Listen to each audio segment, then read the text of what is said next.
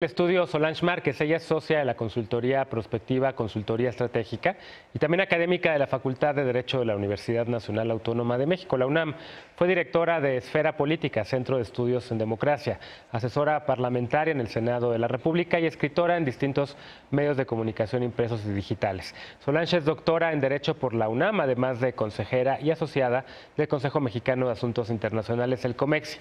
Solange, bienvenida a Foro Global, ¿cómo estás? Bien, muchísimas gracias, Genaro. Gracias por la invitación. Al contrario, la vez pasada que estuviste por acá hablábamos justo sobre lo que empezó esta semana, la conferencia de las partes, la COP23, que reúne a líderes mundiales en Bonn, ¿no? Vamos a hablar de calentamiento climático. Y ahí me acuerdo que mencionabas un poco cuáles sean estos retos. Ya empezó la COP, Estados Unidos, me comentabas antes de empezar el corte que no tiene un pabellón. ¿Es tal vez lo más importante del arranque de la COP, la ausencia, digamos, de Estados Unidos? Afortunadamente, creo que no. Afortunadamente creo que Estados Unidos, a pesar del anuncio de su salida, no va a marcar esta COP. Esta COP va a tener un perfil bastante técnico. Es una COP que va a buscar trazar la parte más específica del Acuerdo de París. Y de alguna manera el mensaje político que tiene que llevar es la unión de todos los países frente a Estados Unidos, a pesar de la reticencia de Estados Unidos de mantenerse en el Acuerdo de París. Y me parece que todos los mensajes que se han dado previos al inicio de la cumbre han estado presentes.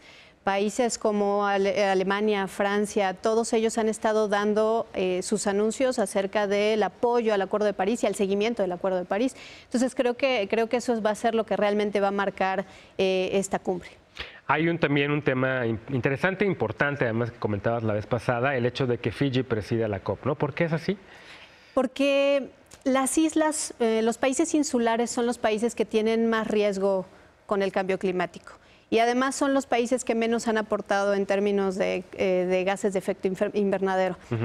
Fiji trae una agenda política muy importante precisamente para posicionar a los más vulnerables, que al final pues, son estos países insulares.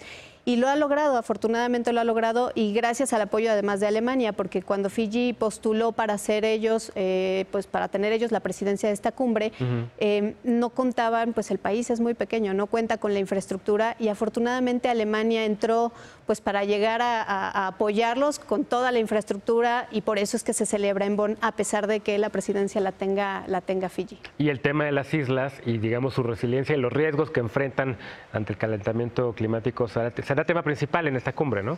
Sí, creo que han logrado mantener esa posición desde la cumbre, desde la COP21, que fue donde se firmó el Acuerdo de París.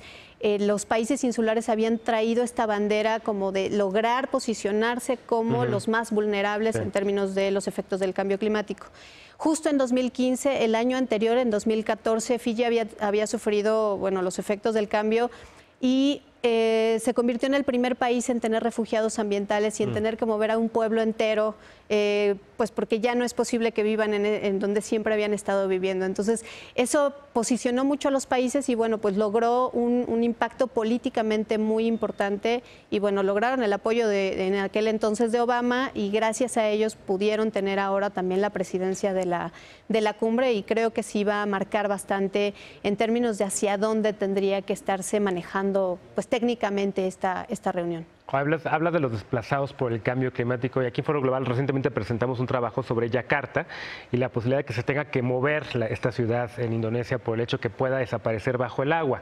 ¿Con qué acuerdos llega México a esta cumbre? Porque México ha sido también un líder global en este tema, ¿no? México ha presidido la COP, Patricia Espinosa es una figura diplomática que es como, digamos, la líder o lideresa mundial de estos temas. ¿Cómo llega México a la COP? México llega con una posición todavía bastante fuerte, derivado del papel que ha venido jugando en los últimos años en materia de medio ambiente, principalmente, no solamente de cambio climático.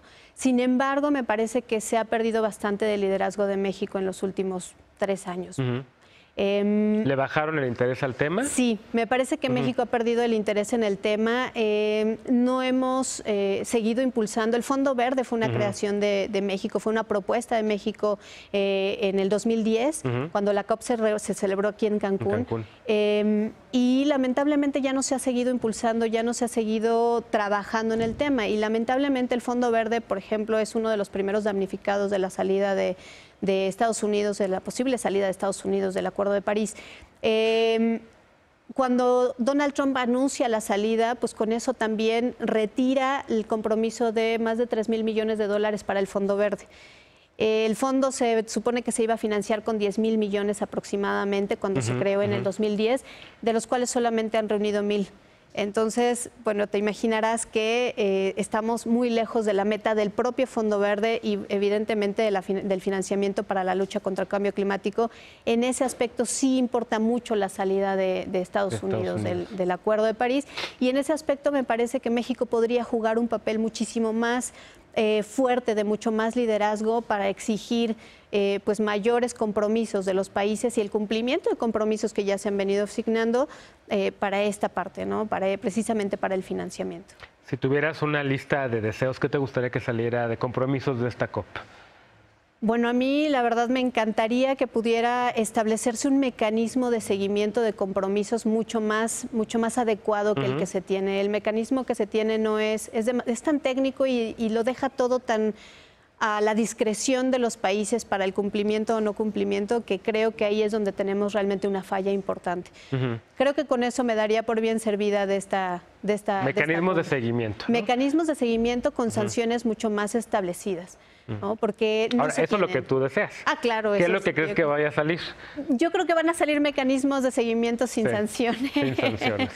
Ya. O sea, nada más no estás cumpliendo con estos objetivos, pues no pasa nada. Así es, ¿no? así es. Sanciones económicas. Sanciones económicas. Ahora, algo que sí es muy importante resaltar y que creo que también es algo muy positivo y que se puede ver muy optimista esta cumbre, es que la irrupción de las energías renovables en la economía ha sido tan importante y ha traído tantos cambios en muchos países que no se esperaba que se diera, que creo que muchos países se han tomado mucho más en serio esta cuestión de, bueno, vamos a hacer una transición de combustibles fósiles a energías renovables. Creo que en ese aspecto la sociedad civil está jugando un papel muy importante.